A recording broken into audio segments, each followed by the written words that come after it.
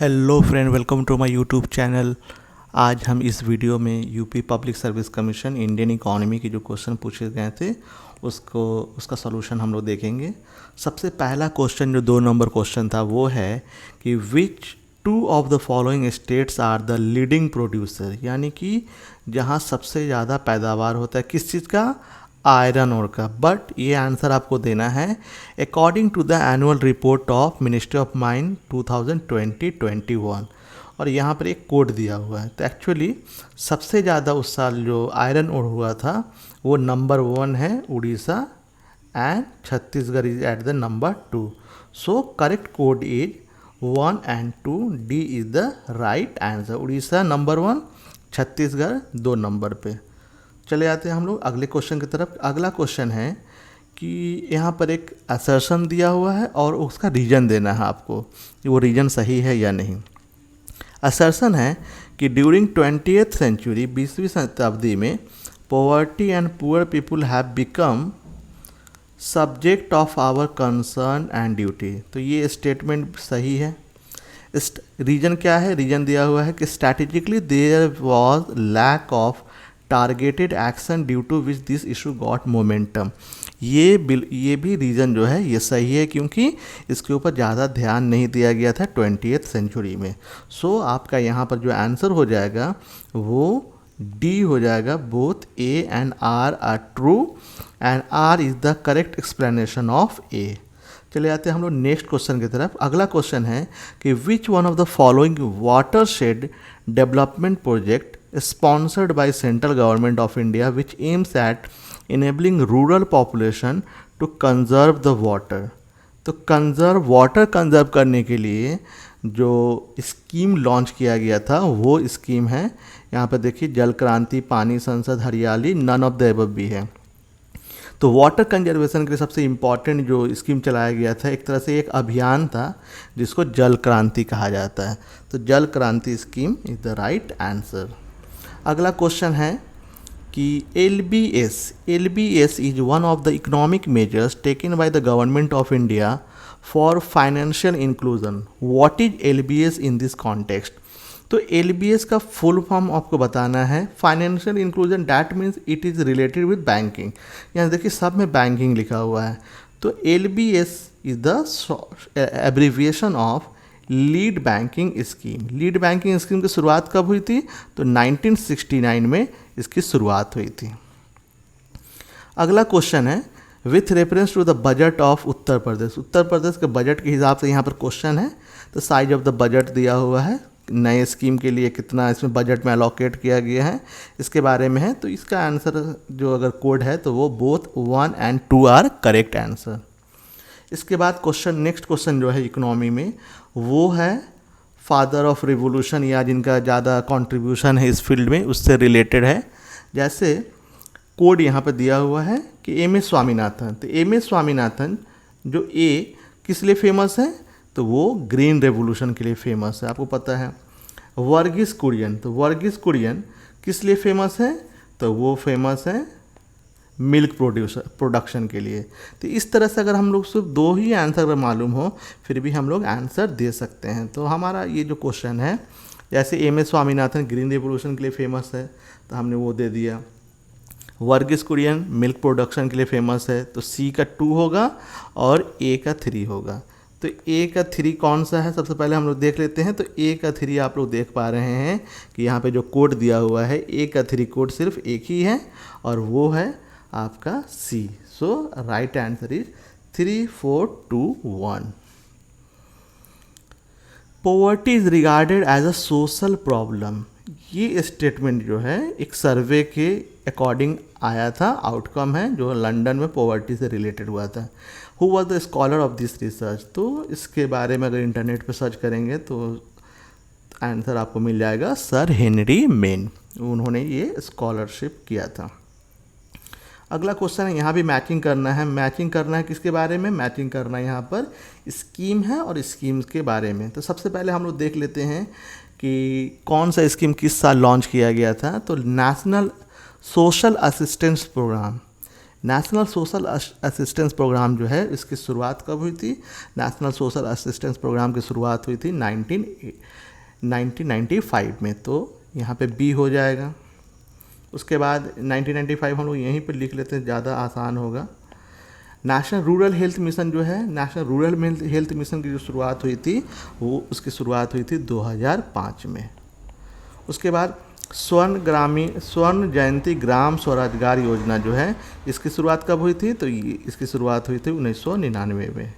और संपूर्ण ग्रामीण रोजगार योजना जो है इसकी शुरुआत हुई थी 2001 में। तो अगर इस तरह से अगर आप मैचिंग कर लेंगे तो आपका आंसर हो जाएगा, कितना? आपका आंसर हो जाएगा, अगर हम लोग कोड को सही से मिला लें तो हम लोग इसको आंसर लिख सकते हैं। क्वेश्चन नंबर 44, क्वेश्चन 44 में 2143, so B become the your right answer, 2143। अगला क्वेश्चन है कि which one of the following is not correctly match. इनमें एल्यूमिनियम प्लांट दिया हुआ, उनका लोकेशन के बारे में है कि कौन सा लोकेशन जो है वो मिस मैच है। तो इसमें से अगर आप देखेंगे तो जो बैल्को है बी, इसका लोकेशन जो कोरबा है एक्चुअली ये न्यू दिल्ली में सिचुएटेड है, तो ये रॉन्ग है। यहाँ पे सस्टेनेबल डेवलपमेंट गोल के बारे में दिया गया है और आपको मिलाना है कौन सा सस्टेनेबल डेवलपमेंट गोल जो है वो सही है।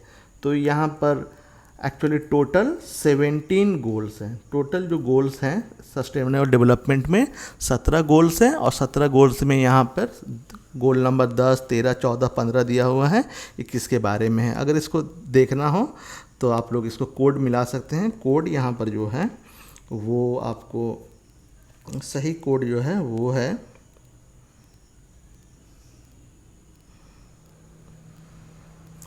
3142। So D is the right answer. चले आते हैं हम लोग क्वेश्चन नंबर 74 में। क्वेश्चन नंबर 74 में क्या कहा गया है? क्वेश्चन नंबर 74 में कहा गया है, यहाँ पे सब्सिडी के बारे में कहा गया है।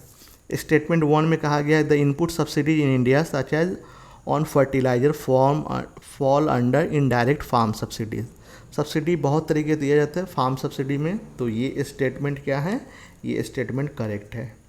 Reduction in power and irrigation bills offer to farmers fall under direct farm subsidy, तो ये स्टेटमेंट जो है ये स्टेटमेंट भी करेक्ट है। तो अगर यहाँ पर अगर आपको देखा जाए तो डी जो है वो आपका आंसर हो जाएगा 1 and 2।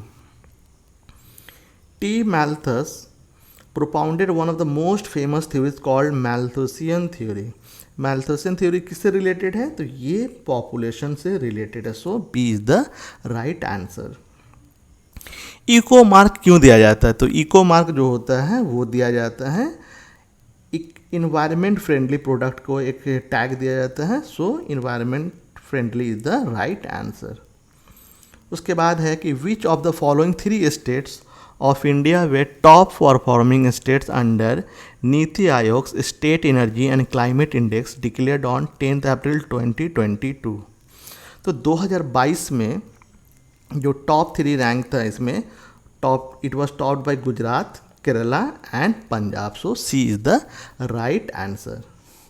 उसके बाद चले जाते हैं हम लोग, यहाँ पर फिर से क्वेश्चन दिया गया है सस्टेनेबल डेवलपमेंट गोल के बारे में।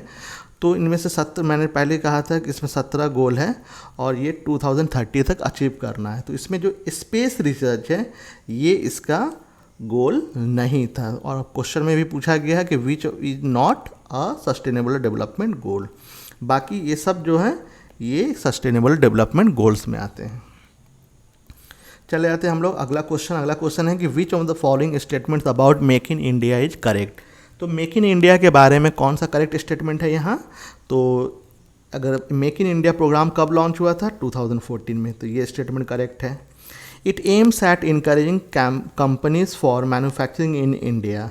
ऑब्वियसली मैन्युफैक्चरिंग इन इंडिया होने से क्या होगा? इन्वेस्टमेंट फैसिलिटेट होगा, तो ये भी स्टेटमेंट करेक्ट है। तो हमारा दोनों स्टेटमेंट जो करेक्ट है, इसलिए हम लोग लिख देंगे both 1 and 2 is the right answer. इसके बाद चले जाते हैं हम लोग अगले क्वेश्चन की तरफ कि which one of the following is the targeted group under the प्रधानमंत्री स्वनिधि स्कीम। तो प्रधानमंत्री स्वनिधि स्कीम का अगर फुल फॉर्म ही आप देखें तो इसका फुल फॉर्म होता है प्राइम मिनिस्टर या प्रधानमंत्री स्ट्रीट वेंडर्स आत्मनिर्भर निधि। इसलिए इसका जो मेन टारगेट है वो है स्ट्रीट वेंडर्स। और इस स्कीम की शुरुआत कब हुई थी? तो इस स्कीम की शुरुआत जो है 2020 में हुआ था। So it is very important. The demographic dividend. Demographic dividend क्या होता है कि जब किसी देश का जो पॉपुलेशन है, अगर यंग पॉपुलेशन होता है, उससे जो लाभ होता है इकॉनमी को, उसी को डेमोग्राफिक डिविडेंड कहा जाता है। तो डेमोग्राफिक डिविडेंड के लिए कितनी एज, वर्किंग एज होनी चाहिए? ऑब्वियसली वर्किंग एज जो पॉपुलेशन होता है वो डी को पकड़ा जाता है। 15 से 59 ईयर्स तक के हम लोग इसको पकड़ते हैं। So D is the right answer. इसके बाद चले आते हैं हम लोग नेक्स्ट क्वेश्चन की तरफ। नेक्स्ट क्वेश्चन जो है वो मैचिंग करना है, रेवोल्यूशन से रिलेटेड है। तो ब्लैक रेवोल्यूशन किससे रिलेटेड है? Black revolution is related with petroleum. ठीक। ग्रे रेवोल्यूशन वो किससे रिलेटेड है? तो वो है फर्टिलाइजर से। So B is the right answer. Golden revolution किससे है? तो गोल्डन रेवोल्यूशन आपको मालूम है, गोल्डन रेवोल्यूशन इज अबाउट, अच्छा अगर मान लीजिए हमें ज़्यादा आंसर नहीं मालूम है तो फिर भी हम लोग इसको क्या कर सकते हैं? मैच कर सकते हैं। यानी कि B4 and D3। B4 D3 देख लीजिए कौन सा है। तो D3 में यहाँ पर ये भी आ जाता है, ये भी आ जा रहा है। B4 कौन सा है? तो B4 अगर हम लोग देखें तो B4 में सिर्फ A आ रहा है। सो हमारा राइट आंसर हो जाएगा 2413। 2413। डैट मीन सी का क्या होगा? सी का 1 होगा, येलो रिवोल्यूशन। ऑब्वियसली ये येलो रिवोल्यूशन ऑयल सीड से रिलेटेड है। And golden revolution obviously horticulture से रिलेटेड है या हनी के प्रोडक्शन से रिलेटेड है।